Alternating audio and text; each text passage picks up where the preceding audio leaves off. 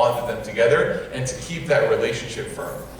And if we look at communities like this in Bangor, Maine, great communities, tight-knit communities, you see that they are made up, they are constituted of great families. Great individuals make great families, which make great communities, and that's why this is the beginning of her description of him. And so, the Prophet Muhammad ﷺ was defined as this incredible man who supported his kinship. And remember this is also something that we need to never forget, that in times of confusion, family becomes the lighthouse of what is the path of nobility and virtue. Your family will remind you of the principles and the essence of what is good and what is right.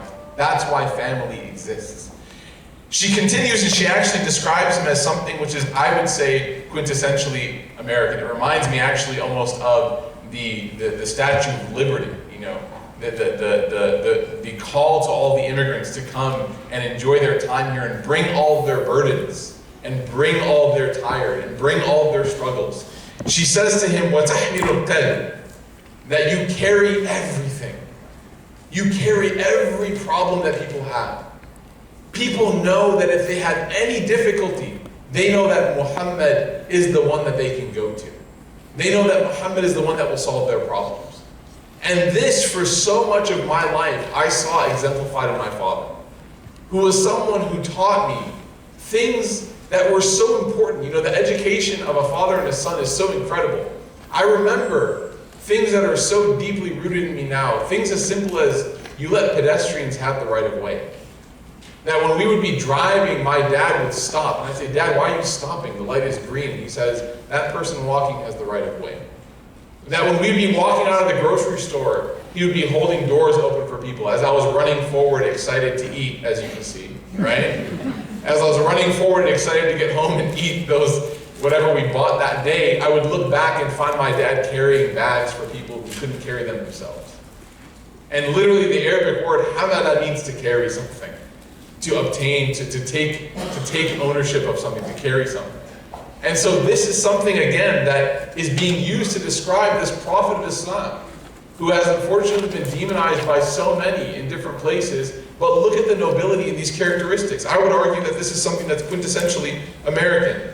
The next thing she says, وَتَكْسِبُ الْمَعْدُومِ, and this actually gives me goosebumps, this description. Because in Arabic, kasaba means to take account of something. Kasaba means to take account of something, that you recognize that it's there. Al-ma'doom is the group that has been forgotten by everybody. So if you translate the phrase, it is, you remember those who everyone else forgot. You take care of those. You take account of those that people don't even register on their radar. And this, you know, we're talking about the conflict in Syria and the refugees that are trying to come here and work. You know, I have a friend in Knoxville, Tennessee, where I was the imam for 4 years, go Vols. And he is a Syrian refugee.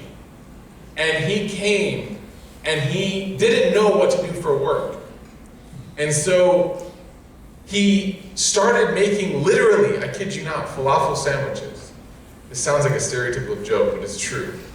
And he sat outside the mosque every Friday, and he would just sell the sandwiches for $3.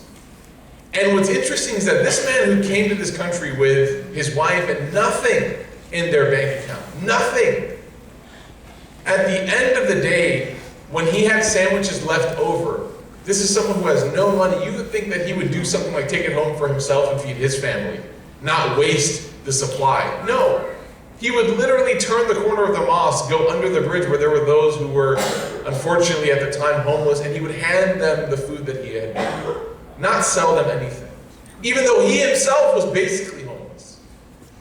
And now, after a year of doing that, you know, we're 4 years later, after a year of doing that, there was a businessman in the community who saw this and said, you know what, your sandwiches are incredible, right? I want to go ahead and give you a space to open up your own sandwich shop. And he did. And last year, he actually won the best fast casual restaurant in Knoxville, Tennessee. That was his journey. From a refugee immigrant who came here from Syria, war-torn Syria. His Facebook name isn't even his real name because if they find out where he is, he's afraid they might come get him and kill him. And all he wants to do is make falafel sandwiches for Tennesseans. and put his kid through school. And this is what really, when America can claim that it offers sanctuary to people like this, then it is doing what Khadija is describing of her husband, what taksibul ma'dum. You remember those who have been forgotten. She continues and she says, وَتَقْرِئُ الضَّيْفِ, and you take care of your guests. وَتَعِينُ عَلَى نَوَائِبِ الْحَقِّ, and you support every righteous cause. The reason why I'm highlighting these characteristics, everybody, is because my topic was service of humanity. And if you look at the thread that connects all of these, it's taking care of somebody. It begins with family, and it actually ends up going even to strangers, people that you've never even met before. But your thread in all of it is that you can see the good in others. Now to conclude, I had one point that I haven't mentioned yet, which was in my topic, which is called, it was courage. Service of humanity along with being courageous. And I thought long and hard on the flight on the way over here because there are no direct flights to Bangor, Maine from Dallas, Texas. So I had a lot of time to think. I literally came to Maine because of that. There's usually a direct flight everywhere from Dallas. And I said, there's no direct flights to this place. It has to be special. I gotta check it out. So I had a lot of time to think. And as I was thinking, I said, what connects, this kind of service, this kind of cognizance of humanity and courage? What connects those two things? And the answer, as I thought long about it, became more and more clear, and that was that it is actually very difficult for a person to think beyond themselves. It takes courage to be what America has claimed as its ideals, to care for those who need help and assistance. It takes courage to give a piece of yourself to help somebody else. It takes courage to open your doors and welcome somebody in.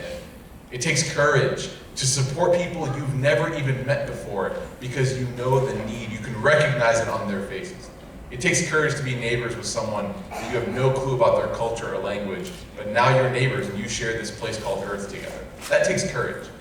And really, if we are going to sacrifice caring for those who need help, being neighborly to one another, being caring of our friends and family, if we're going to sacrifice all of these principles, what we're actually saying is that we're losing the ability to have courage. And that is something that my parents, neither Irish American nor Egyptian immigrant, have never taught me to lose, is my courage. We ask God Almighty to grant us these characteristics and many more. We ask God Almighty to grant us the courage to be good people to one another and to have the strength to think beyond ourselves and really grow to model this community of goodness. Thank you all for having me. I look forward to the Q&A and to our distinguished guest, Ustad Evans.